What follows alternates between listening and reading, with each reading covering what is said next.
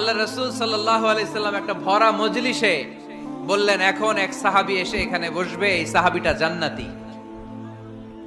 সব সাহাবারা অবাক, না জানি তিনি কার কথা বললেন। সবাই দেখতে পেলেন ইন দ্য মিন টাইম এক আনসারী সাহাবী এসে এই জায়গাটাতে বসলো।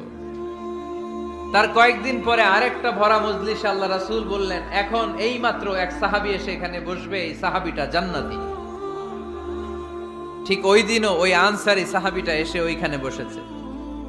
আবার কয়েকদিন পরে আল্লাহ রাসূল সাল্লাল্লাহু আলাইহি ওয়াসাল্লাম বললেন, এই মুহূর্তে এই মজলিসে এমন এক সাহাবী ঢুকবে, এই সাহাবীটা জান্নাতি।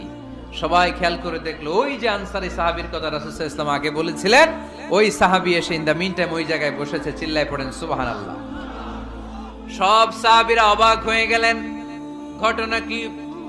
কি এমন গোপন আমল করে এই সাহাবী, যে গোপন আমলের কারণে তিনটা ভরা মজলিসে বিশ্বনবী এই সাহাবীকে বললেন জান্নাতি।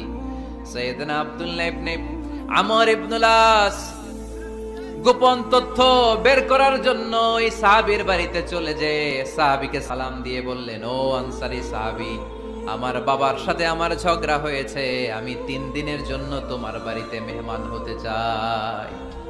কয়দিনের জন্য? 3 দিন। ওই আনসারী সাহাবী বলল, আহলান ওয়া সাহলান, খুশ আমদেদ, আপনি আমার মেহমান হবেন।